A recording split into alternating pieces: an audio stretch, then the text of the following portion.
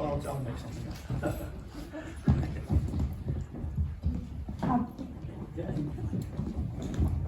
up. Good evening. Good evening, everyone. I'm David James, and I'd like to welcome you to this Institution of Engineering and Technology Sussex Network talk. Now I'd like to welcome our speaker this evening, Subhani Panda. Subhani works for UK Power Networks. She did send me some notes, but I've left them on the phone, so I can't give you all the details. But I think it's 12 years now you've been in the energy distribution, starting with National Grid, yes. And now more recently with UK Power Networks. Subhani is also one of those people who's really enthusiastic and passionate about all the things that we can do to move towards net zero. So I'm hoping that what we're going to hear this evening will give us an insight into how you're moving that way. Definitely. So Subhani, over to you. Thank you. Thank you, David. Thank you everyone for having me here. So as David mentioned, I'm Subhani and I currently work for UK Power Networks as an innovation project lead. You all must be aware who we are, but just to reiterate, UK Power Networks is a distribution operator who supplies electricity in London, Northeast and East of England. And today I'm here to talk about one of my favorite topics of the net zero transition, which is low voltage visibility. So the project is called Envision and it's focused on low voltage visibility. What is low voltage visibility? But before I begin, I wanted to share a quote which I thought is really relevant to the project, and it's quite interesting. From the book Secret of Millennium's Mind by T. Habecker, it says, if you want to change the fruits, you will first have to change the roots. If you want to change the visible, you must first change the invisible. And Envision is the first step where we have progressed towards making the invisible visible, or changing the invisible, in other words. So with the rise of renewables, decentralization, and millions of connected devices on our network, it will only take more than human intelligence to decarbonize the grid. To harness the benefits of fourth industrial revolution, which is focused around digital advancements, machine learning, artificial intelligence are the few buzzwords, it is important we collaborate and experiment with our stakeholders to solve the emergent challenges using the latest technology. With this thought, considering this at UK Power Networks, we have progressed with Envision. Envision is a software-based machine learning tool which is developed in partnership with CK Delta to model energy demand and generate greater network insights faster and cheaper as compared to the traditional methods of physical monitoring.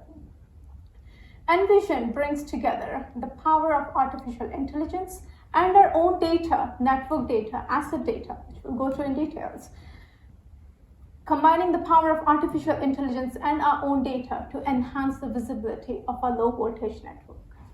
By maximizing the utilization of the existing network, we make sure that we are approving asset-based solutions, which will ensure that we don't deploy the asset-based solutions today, which won't be appropriate to meet the needs of the future. So that's how, using artificial intelligence, the latest technology, and our own data, we can enhance the low voltage visibility of our networks. Not only low voltage visibility has been a key ask by our stakeholders, but it also has been identified as a key enabler in the transition to net zero by the industry and the policyholders. At UK Power Networks, we are committed to 100% of the LV visibility through a combination of physical monitoring devices, advanced analytics, so you can see it sits here, advanced analytics powered by smart meter data and third-party data. The challenge we had the challenge which triggered to start this project, or how the story behind the project, is UK Power Network operates about 17,000 substations, and there is only 10% of the substations which have RTUs, or the physical monitoring devices, which takes the data and relays the information back to us. By data, I mean the load data, what's happening on the network. However, for the remaining 90%, there is a need for in-person site visits for when we get any new connection requests or network upgrades. Hence, it delays the process. So, which is why there is a need to gain an insight into LV visibility in a more efficient and scalable manner. This project, Envision, is a key step to build a smarter grid, which will enable connection of the cleaner, greener network resources quicker and at a cheaper cost. So I've talked about Envision LV visibility as a lot, and also I have mentioned a few words as modeling energy demand. What is a model and what's modeling energy demand? Let's have a look at that. So what is a model? So before going into the details of LV visibility, I just wanted to bring what is a model into life a little bit. A model, it could just be a set of rules, boundaries, conditions and dependencies that explains how something works, as simple as that.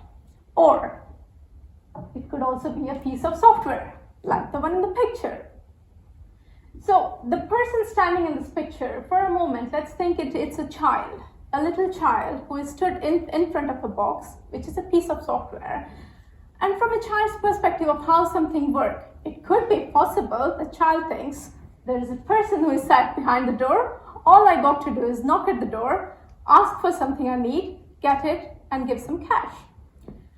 If the adult, if the adult comes and thinks from exactly a child's perspective and knocks a door, we can see. So what the adult is trying to do is imitate how a piece of software works, but that is from a child's perspective. So the result is only going to be very unpleasant. So it's quite a possibility, won't we agree? However, if we think from a more adult's perspective of how a software works, a piece of software. So it's the same example, but thinking more from a mature view, an adult's perspective. A piece of software, you need to insert some coins, you need to type in some numbers, and that's the input to a model, and what you get output is the product. So then just to summarize, model is a set of rules, boundaries, conditions, and dependencies that explains how something works, or it is a piece of software that imitates how an input produces an output. We use models all the time. For example, how busy the traffic is, how is the weather going to look like, or it could be possible that you have a friend who is always late for Friday night dinners, but you would never say, I'm modeling, like for example, John, my friend, I'm modeling John, will be late for dinner. He's always late on Friday nights. We just don't use these terms, but these are just models, and we constantly build models. How long will it take me to go to work? How much is the restaurant going to be? But what matters in the model? Let's elaborate a little bit more on how long will it take me to work example. So for example, if I'm thinking, okay, how long will it take me to go to work? I could think, what day of the week it is? What time of the day it is? These factors will probably influence in modeling of my brain of how I want to get to work. So then comes, what mode of transport do I want to take? Do I want to take a car? Do I want to take a car and drive? Convenience? Do I want to take the public transport? Maybe slightly expensive than driving. Or do I want to take a motorbike? But then the thought would come to me, what is the weather going to look like? Is it raining? Then I probably wouldn't want to take the motorbike. It doesn't sound very convenient. Then you would think, okay, it is a possibility, then I can take a car or I can take a public transport train. But then if you're driving, you will suddenly look at the traffic. You'll think if there is any roadworks going on, will that delay your journey? But if you're taking the train, there is a possibility that there are train strikes and you might not be able to take the train.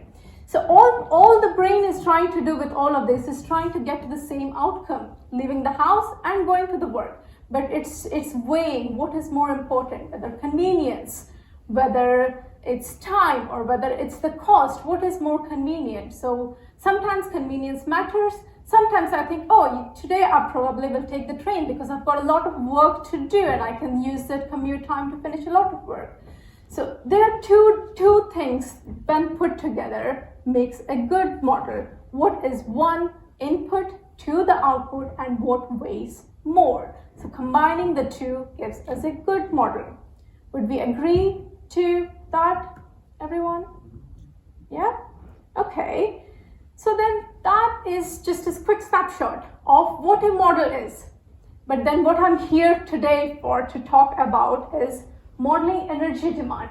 So we'll do the same thing again. We'll try to apply human logic to what modeling energy demand is, what a network planner would do. So then we'll take the next step of how artificial intelligence can implement the same logic, and that them two combined together is how Envision works. So modeling energy demand based on human logic. There are two substations, as you can see here. So one substation is Albany and other substation is Arabella.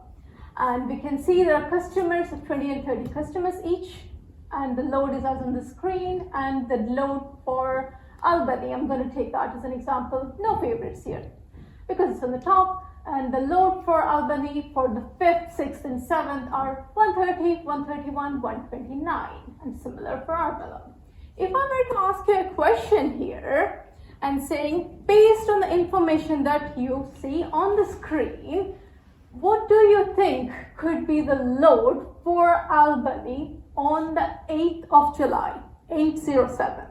Just on what you see on the screen. Would anyone like to have a guess? 128? 130. 130? Yeah? Okay. Shall we find out? So the guesses I had was 130, one of the one, and similarly for Arabella, 213. Would we agree? Would we agree to this? Yeah? Okay then. This is Chris, by the way. He's a lead network planner who is doing the same thing, but he's just using a tool. Let's see what Chris finds out.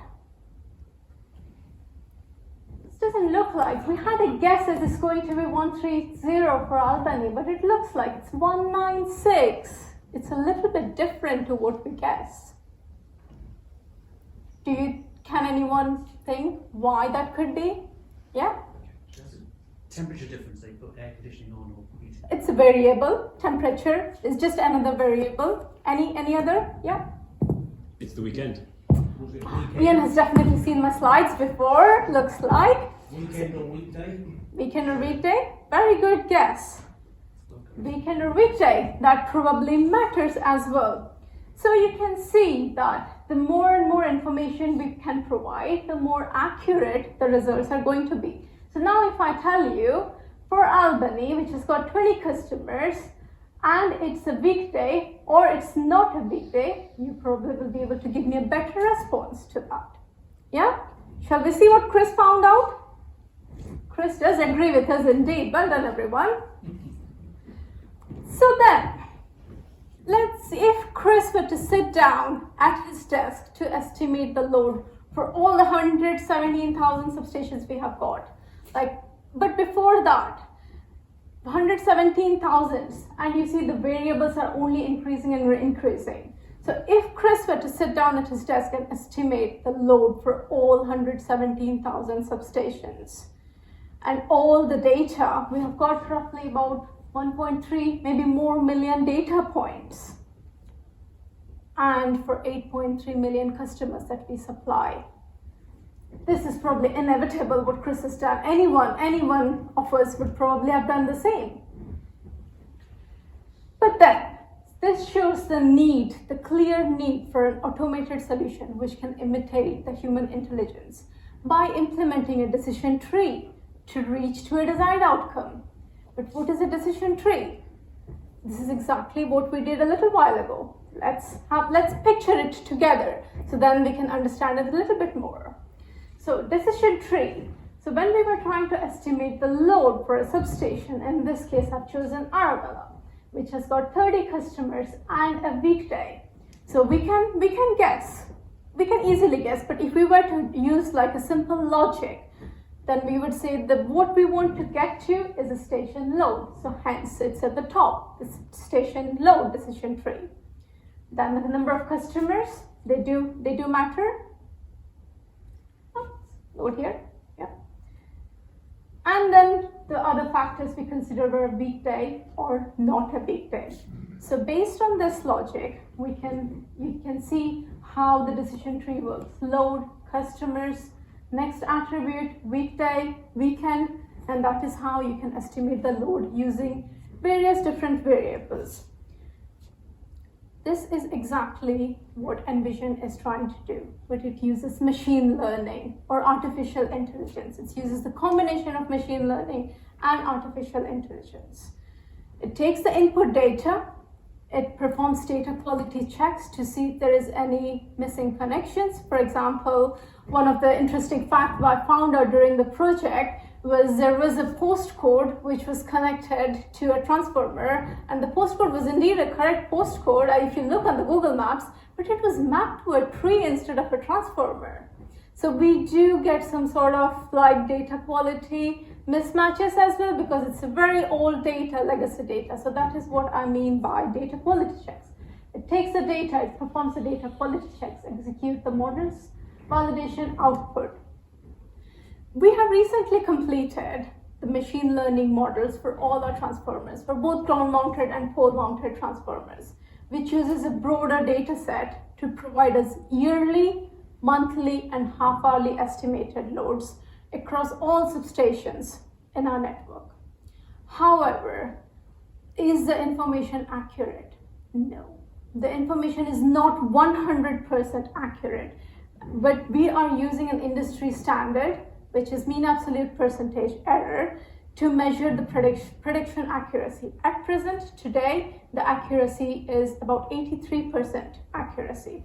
And we are exploring opportunities to improve this. And in order to be able to do this, we need people like Chris, subject matter experts. So with the help of subject matter experts, we'll carry out detailed validation and take considerations and any further feedback to enhance the prediction accuracy. But as of today, we are at 83%. That is what Envision is doing. So the models we have got is ground-mounted transformer, pole-mounted transformer, and RTO implementation tool. So a transformer is a transformer. It was one of the questions I was asked, which was a fair point. But then why do we have two different models? Why did Envision take the route of having two different models when a transformer is a transformer? So just to reflect on that, just to answer that, is because of the size of the transformers.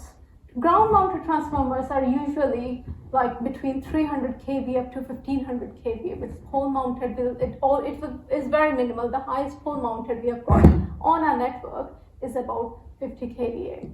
So the discrepancies between the data, between the two sizes of the transformer, by size I mean the transformer ratings, hence we had to take the route of two different models.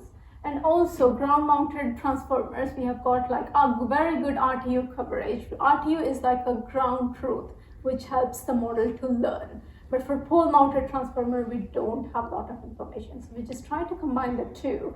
Combining them, we could achieve 100% visibility with a certain confidence accuracy.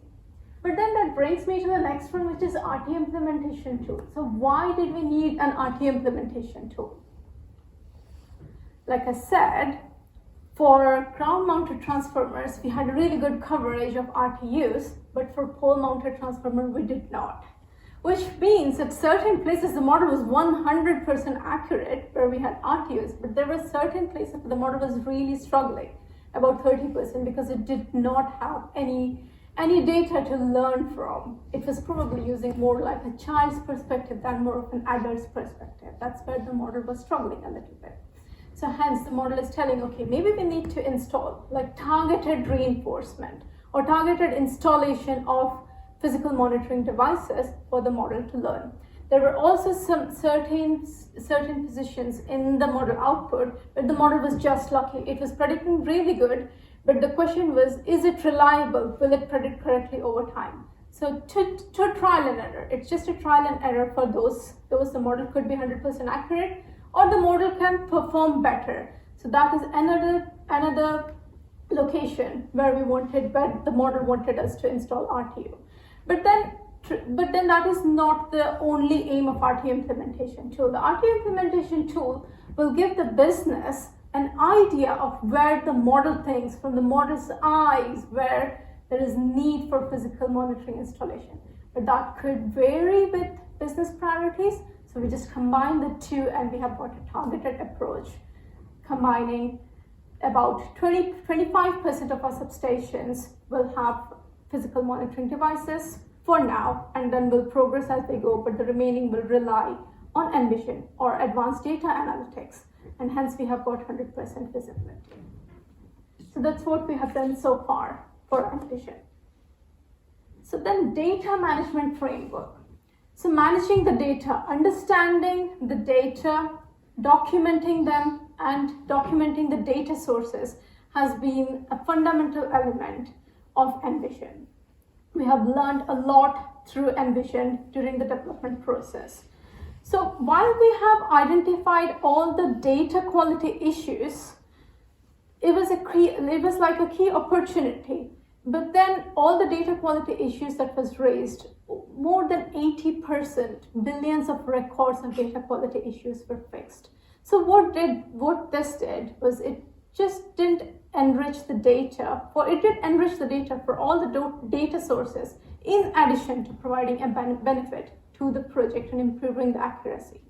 When we started the Envision, at the very beginning, the model accuracy was only 60%. But more and more, as we go on fixing the data quality issues, we did enrich all our data sources, and as well as the model accuracy, the prediction accuracy has increased.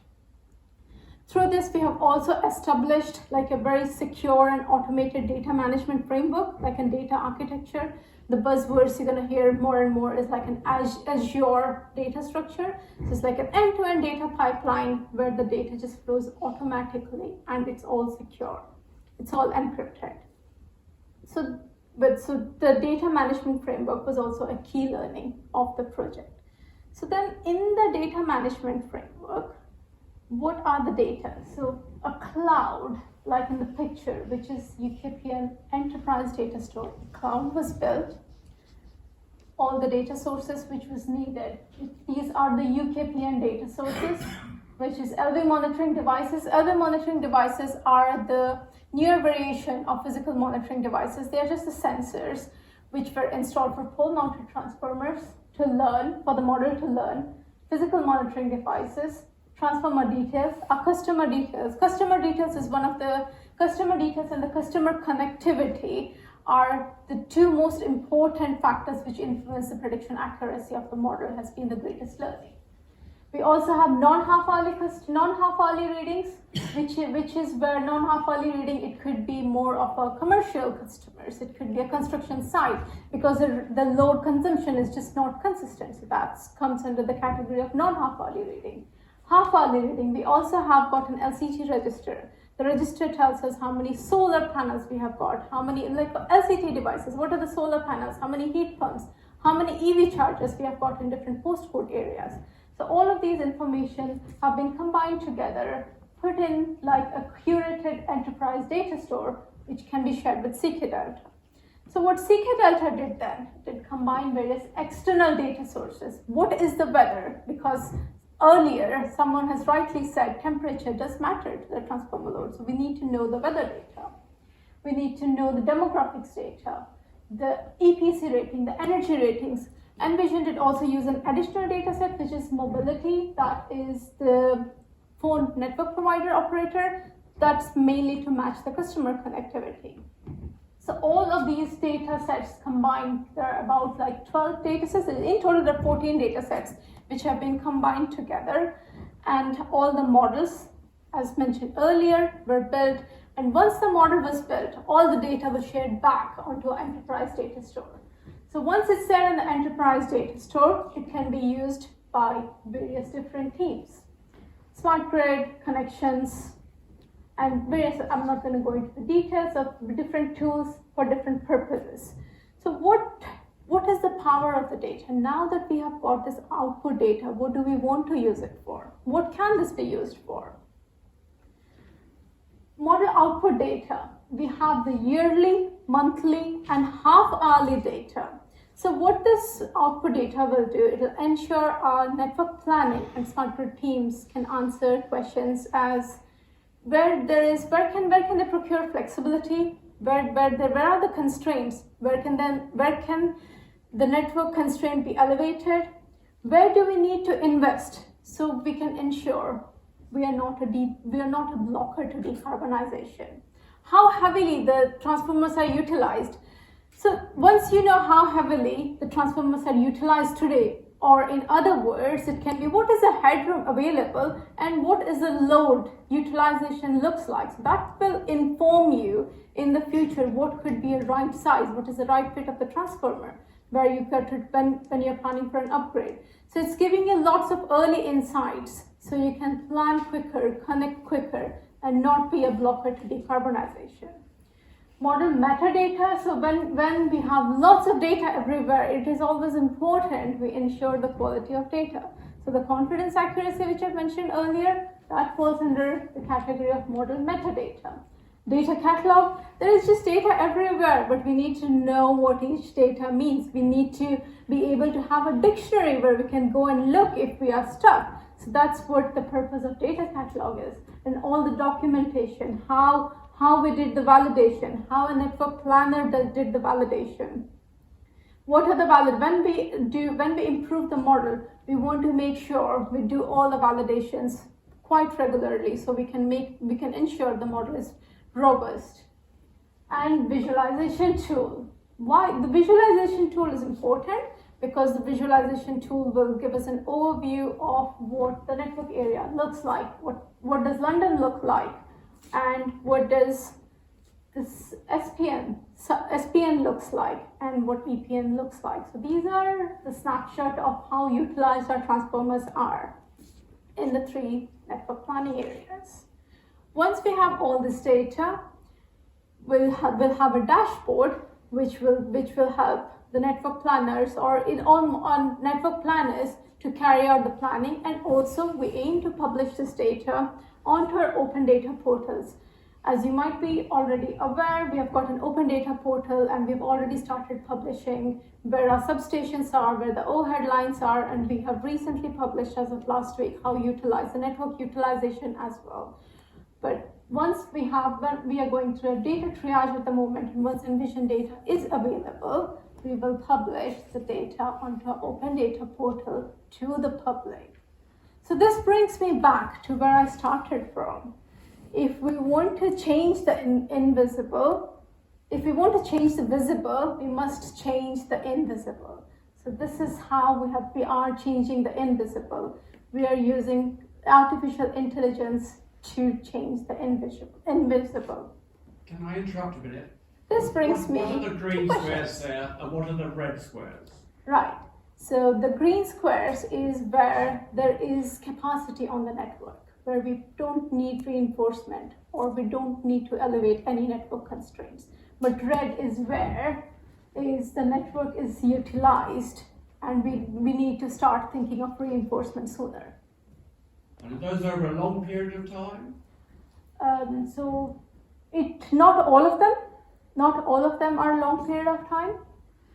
So by long period of time, do you mean like how utilized the transformers are for Say a years? month or a year? Yeah. So these ones are yearly. What you're seeing on the screen is how utilized the transformers are. This is the yearly maximum. So there is a possibility that the red here, which shows it's red throughout the year, or maybe it's not. That is why we need the monthly and half-hourly data to tell us which month of the year it's higher, which month of the year it's low, so you get like a profiled connections. So, sorry, one more thing. The red ones then, are they heading for possibly being upgraded based on? Yes, definitely, but first comes flexibility and then upgrades. If we can offer flexibility, we will take the route of flexibility. If flexibility is not possible, then immediate upgrades. I think his question might be, is this how this data measured? Is this average of the whole year or just a snapshot of a random time? So this one is the maximum. So we have the monthly load. values. So from the monthly values, it just shows the maximum of the month. It will also tell you which month. July, this is the consumption. That's the max of a year. That's because, well, we thought London should be more congested, but in your map show London has lots of headrooms. Maybe you refurbish all the transformers in London area. So, but it's probably not. But this one is showing like it's taking like this is not the entire representation. This is showing like 60% and below, like the 60% utilized and below. So hence you're seeing like greens and reds. Yeah. But then when it will be published on the open data portal, that will be the actual utilization of the network. Yeah, but I think the key issue is how are you going to use this information? That's Because if you want to use this to guide you through to the replacement plan, assets replacement, the conclusion is very clear is doing that. yes. But what if that is only a snapshot of a maximum demand? So to put it this way, how can you make sure these three areas they captured at the same time or compare like with like? So, That's the key because I don't know whether I make myself clear. Because the key thing is how are you going to, maybe you carry on, we'll see what. No, that's all I had to share. Oh really? Okay. Yeah, I think it's really good if it looks like a digital twin process or something similar. Because for many years we don't know what's going on in the distribution network because there are too many. You still don't know. You still don't know. I spent 40 years managing South East Network, Surrey. 40 years. And we still don't know what's on the LV cable coming out of the substation. You've got 3 maximum demands, 3 phases for the whole substation. That's all you can read and all you can monitor. It doesn't monitor the 10 circuits that go out of the substation. Every one of those cables has a rating. They're invisible. They're still invisible under this model. They're not, and that's the bit you need to get to, which we're not getting to, unless something's changed in the last 7 years. So that's the bit that's still invisible. How you solve that solution, I don't know the answer. But that's an issue as far as I thought it's an LV solution. It's a transformer load solution, not an LV network solution.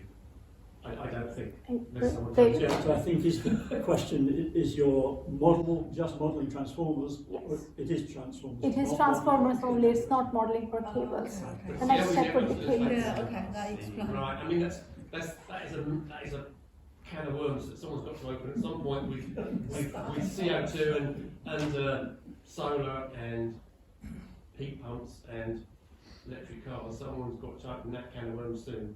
No, we start with the transformers first. So this is all about transformers, and the same logic is in the next steps, in the next coming. Yeah. Like this year, towards Q3 of this year, we do have plans to start working, bring in cables to this, and try and build combined transformer cable, like predict at substation level and not transformer level. Good luck. It needs to be done, but whether there's the will or the money to do it, because it never has been done. Questions from anyone else? Oh, yes, we'll take this. Super presentation, thank you, Sabani. Can I ask, is any of the kind of the data management or the project documentation going to be made available afterwards? So Yes. I know the tool clearly won't be because it's a proprietary tool, but in terms of the how you structure the data. Yes, how we are going to publish, like we are working through the data management end-to-end process, we will be publishing of what measures were taken in the governance process around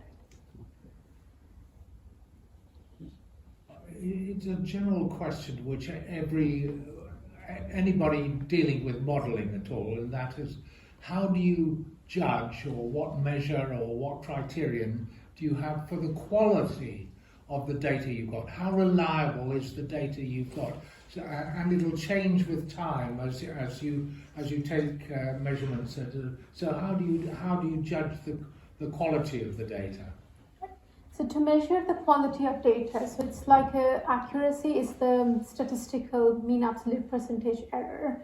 which measures of how good the data is. That gives you data quality. Like I said, for this model, as of today, we have like 83% confidence accuracy. And this accuracy is not just the energy industry. This is exactly the same accuracy which was used to measure the accuracy for COVID vaccines.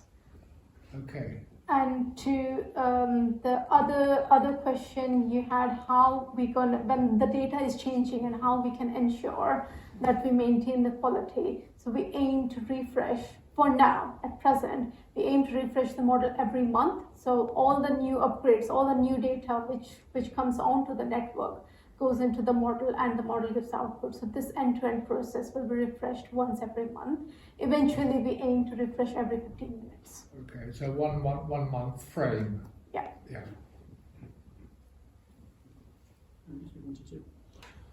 Yeah, so the question's probably related to your 17-18%. Is that something that you believe that you can find and understand, or is it still to be discovered? So we are working on it. So I probably wouldn't put it in the category of yet to be discovered, but it is because it's something we are working on it. So we found the areas where the challenge was in terms of data quality. At least we have some information.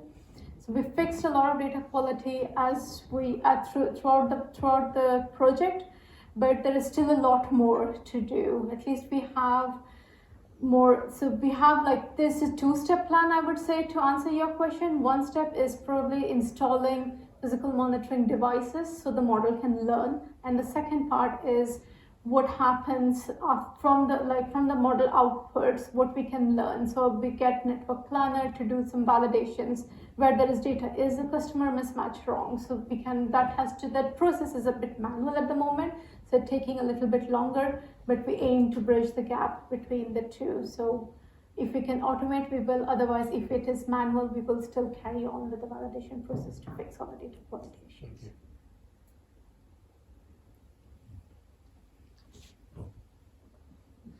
All right then. Looking at your earlier slides, you were talking about the weather and the weekday and things like that, presumably TV programs and so on. I thought National Grid was doing this already, so presumably there's a lot of overlap between your model and National Grid, is that right?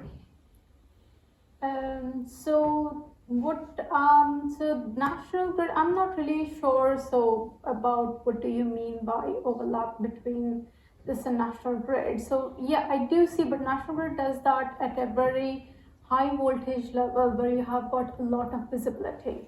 But the challenge of today is the low voltage network where there is no visibility at all. We don't have what's happening. We don't know what's happening on the network.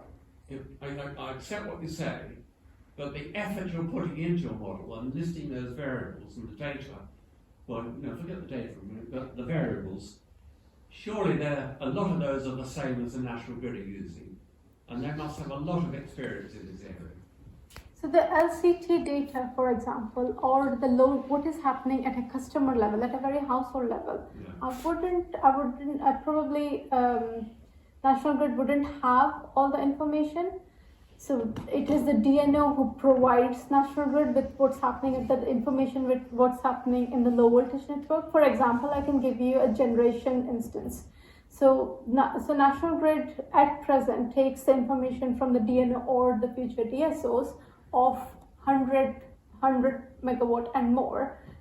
And now 1 megawatt and more. It's like a small BMU. So anything which is less than 1 megawatt for generation, National Grid is not concerned. It becomes like a DNO problem. But now with emerging technologies and all the LCT devices which gets connected to the network, National Grid has asked, can we lower it? Can we have 50 kilowatt and above from the DNOs?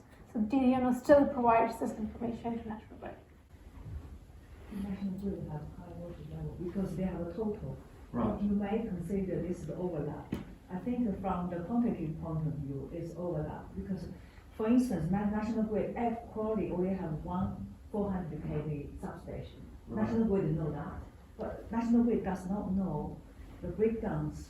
No. How like every 10 kV transformers, switchgears, what's going on the load flow. Yes. But these guys, they know. Yes, no, I totally see the difference. but Yeah, Anyway, it's a breakdown of a national grid Question number. here. Thank you. And on there you've got, let's go back at this slide, the half-hourly readings and the non-half-hourly readings for the data inputs. Do you, for kind of like domestic customer meter data, are you using just kind of the annual consumption, or are you actually getting much from smart meter data coming through? So we are only taking the demand consumption. Smart meter data is not part of the model yet. Do you know how many customers, households installed smart meters, I don't have that information. percentage-wise? I don't have it, but we I can find out and I'll pass it on to David to share. With. Yeah. Perhaps I can ask a question that in a slightly different direction. The models, you said you had 3 models running there. Yeah. I'm assuming that they're all sort of convolutional neural network based models. Sorry, David? Convolutional neural network based models of the network. Not, so if you can just explain that to me a little bit more. Right, well, I'd have to go into how neural networks work. There's different types of network. I just wondered whether you then, when you take the outputs from those, or when you combine those, is that another model that's combining? No. So because it's at every transformer, so every single transformer, so it gives like GMT transformer, PMT transformer, so it's every individual transformer. So the output is separate for every transformer. So we wouldn't be combining anymore, so it just ends there. Right. Not sure Okay, if so that so works. the output from each is feeding into the visualization of Correct. Right. Yes. Okay. Yeah. Mike has another one. can I come back to the red squares again on the eastern network? Okay. Talk about you can show it if you want, but I seem to remember a lot of them.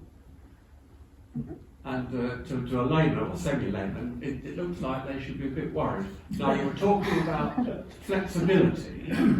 Does that mean sort of reconnection and so on, running to different transformers? That's one aspect. But the other one is, it looks like you seriously need more transformers pretty soon, or bigger ones or something. Is that right? Should I be a bit worried if I was in the eastern network? Yes. These are, however, this is 60%, so there is still 40% headroom. Oh, I see. That's red is 60%. 60%. Oh, I see. All right. How about green? That got 40 and below. 40 and below. Okay, the color is different, interpret differently. I should probably add a little bit of color labels. Is there any particular reason why the eastern is seems so much worse than the southern? I don't have an answer to that. It's not worse, actually, according to her definition. No. Red is 60% loaded.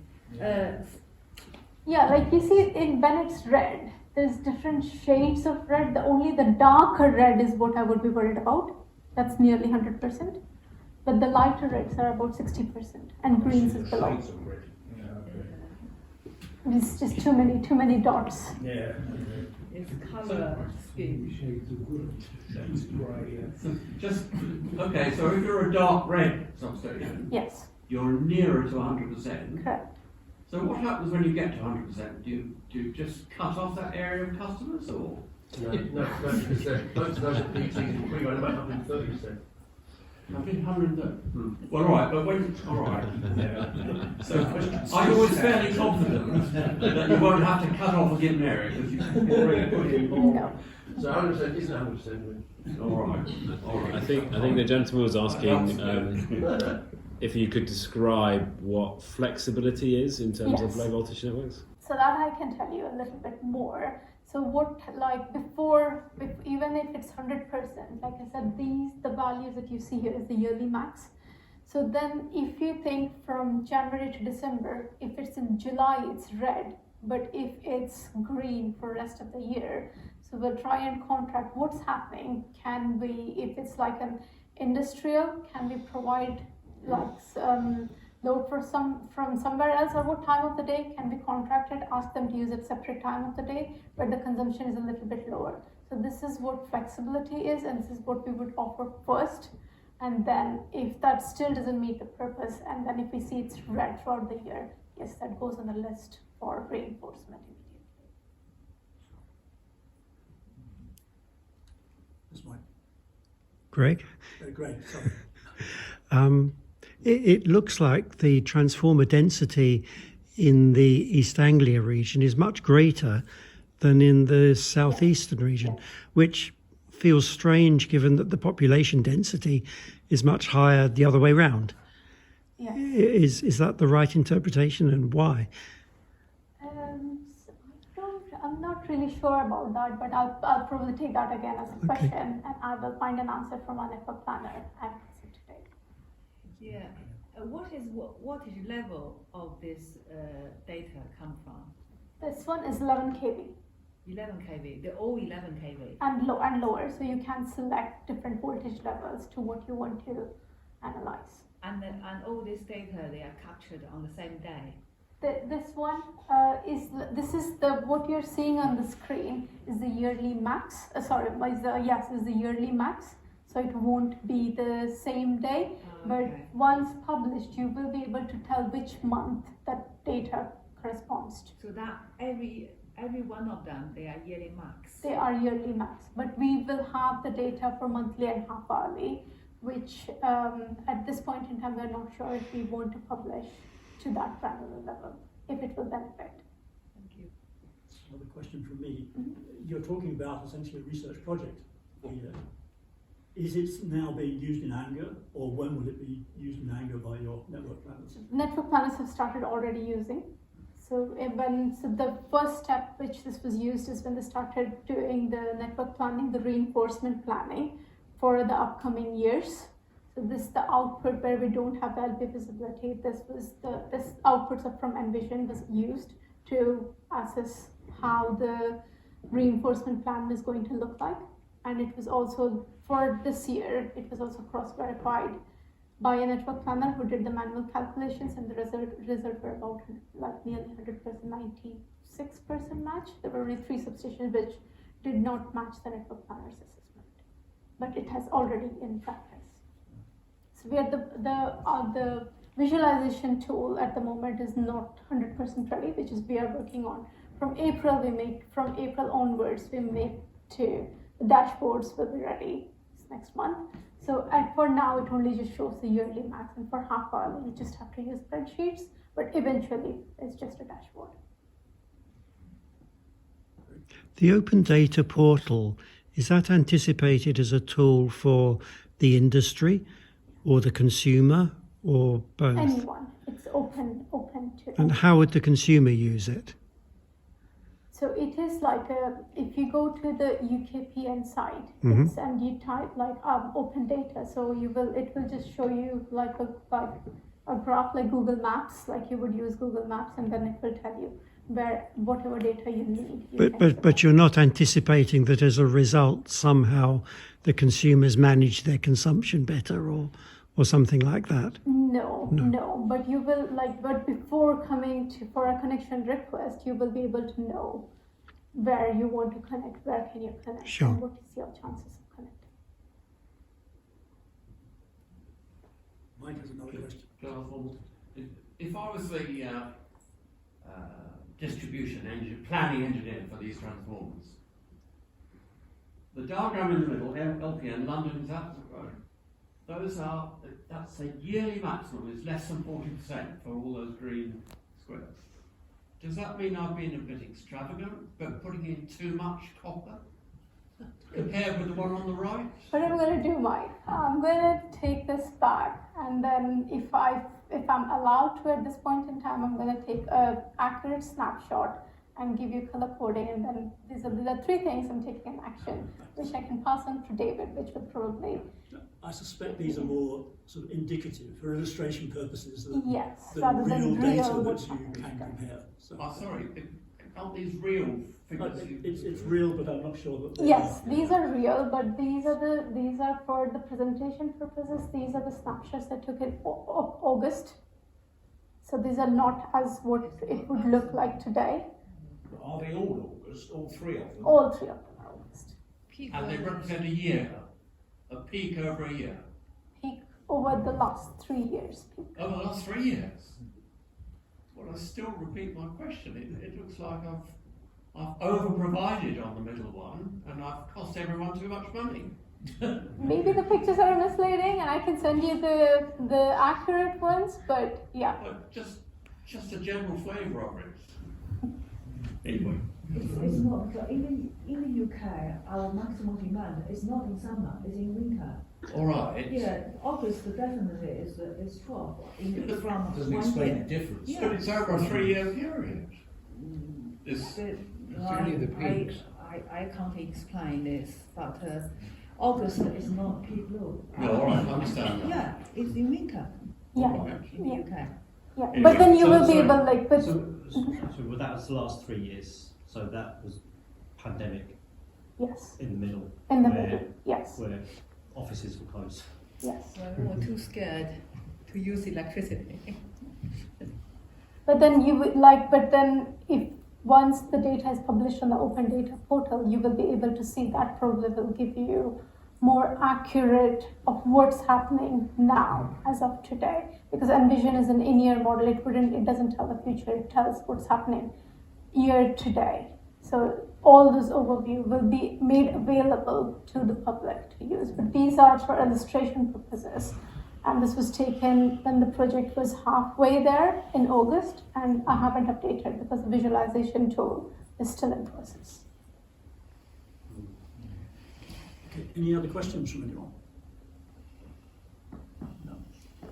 Well then, Sabine, I'd like to, on behalf of the IET Sussex Network, I'd like to thank you for your time and effort this evening, and well, obviously a very stimulating talk, and given us a little more insight into what's going on behind the scenes of network distribution. So I'd like you to join me in thanking you.